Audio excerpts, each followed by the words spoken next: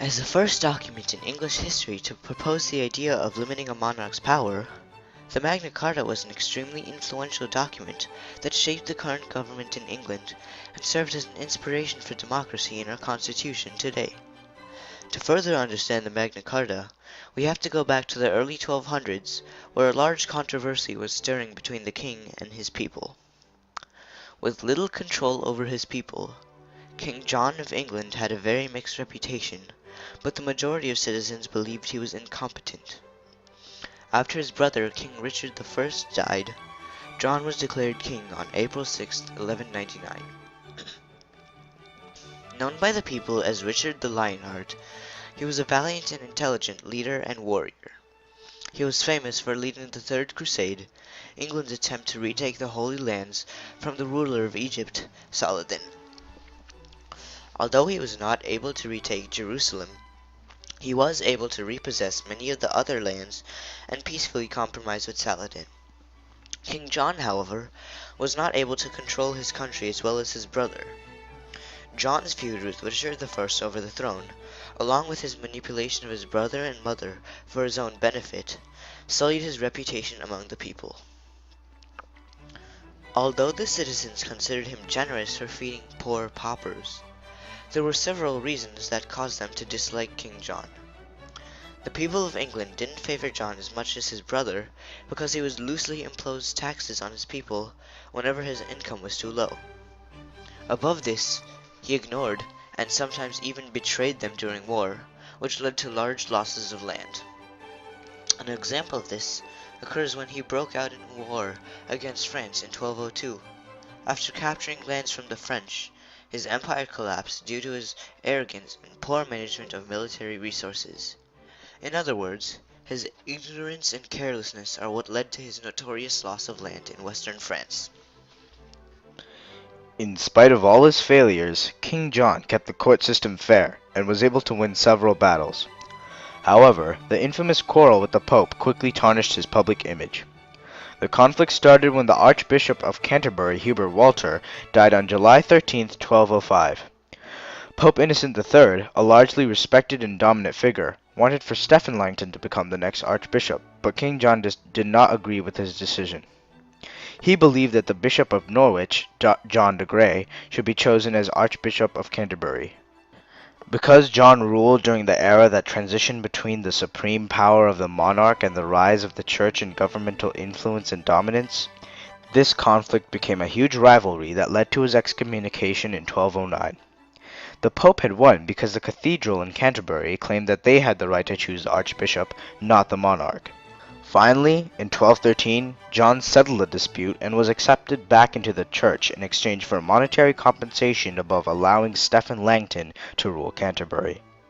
This combination of ignorance, arrogance, and disagreement eventually led to the tensions and disputes resulting in the creation of the document. After King John levied large taxes on his barons for the lost lands, Stephen and the barons demanded a change in his leadership. They believed that even the king should not be above the law and his power should be restricted. Frustrated, the barons decided to take action. In June, they confronted him at Windsor, a town in which the royal family lived, and forced him to meet them at Runnymede. On June 10, 1215, the barons arrived at Runnymede, prepared with a document of all their accusations known as the Articles of the Barons. Strongly overpowered, King John knew what he had to do. In order to prevent more uprisings and his death, he approved the document, not with his signature, but with his seal. After it was approved, the king's cooperation led to the barons renewing their oath of fealty, or pledge of allegiance, on July 19, 1215. This officially concluded the civil war against King John. The Royal Chancery, a medieval royal office in charge of writing legal documents, created a document based on the agreements that were reached at Runnymede. This document was the Magna Carta, which means large charter in Latin. Even though he had put his seal on the document, King John quickly broke the Magna Carta's terms by enforcing additional taxes on the barons. Realizing that all attempts to change King John's rule were futile, the Barons' War began. The Barons' War, led by Robert Fitzwalter, was originally a war due to King John's lack of cooperation. This war quickly turned into a fight for the throne of England, The war contained outside influence, as the barons had the support of a French army under Prince Louis VIII of France, though he had not yet assumed leadership of France. What did the Magna Carta actually state that made it so revolutionary? The Magna Carta consisted of 63 different clauses. Although most of them described the grievances of only the barons, it contained clauses that established court systems, defined the responsibilities of higher officials such as the monarch, law enforcers, judges, and royal legislators, declared the lawsuit process, and extended rights of the free people.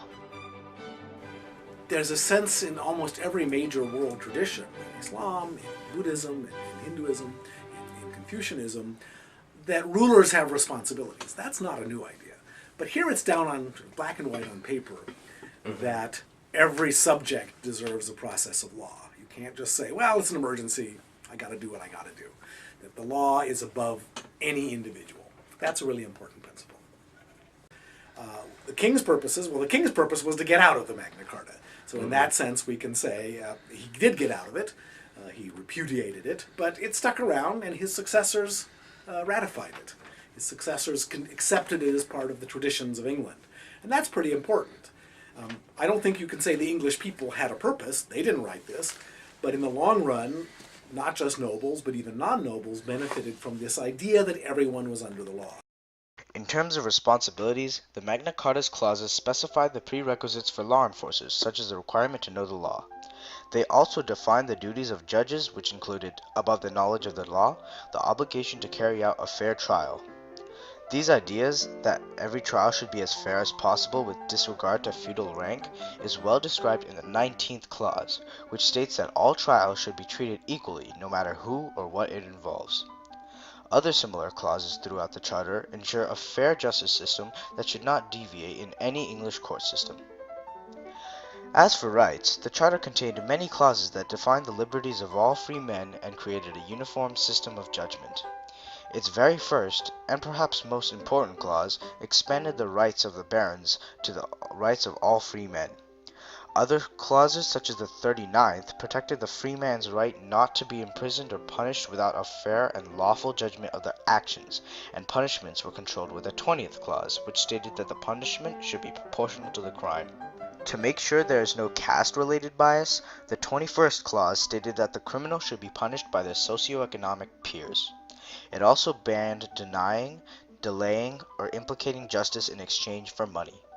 These clauses are what made the Magna Carta unique from other previous charters and agreements, such as the Fine Roll of 1199. The purpose was to, from the baron's perspective, from the perspective of the people who were rebelling, the purpose was to get the king to rule more justly and more fairly. From the perspective of the king, the purpose was not to lose power or potentially his life in a rebellion, which was very threatening to him. So what was the significance of the Magna Carta? This document was a solution to England's political issues, as King John's leadership was unjust and demanded change. While a failure at its core due to King John's inability to abide by its clauses, it succeeded in a different purpose, just in a different time. The Charter has influenced many other modern documents, including the U.S. Constitution, the U.S. Bill of Rights, and the U.K. Constitution.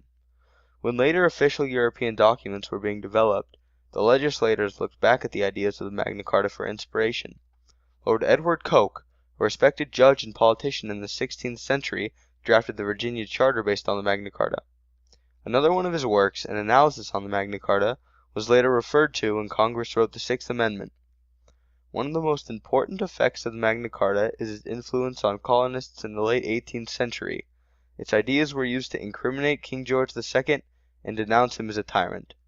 This is what eventually led to the American Revolution, consequently resulting in the Declaration of Independence and the creation of our very nation. The Magna Carta led to a decrease in responsibilities entrusted to the monarch, as well as led to protection of civil rights and expressed the importance of individual rights of people. It was a failure in the purposes of all involved in it, but its impact lasted throughout all of time, up to today. Its influence on our modern age has been a huge change, and the importance of this document is on scales near unmeasurable. The changes in these rights and responsibilities led to changes in democracy and the creation of the United States of America, our home.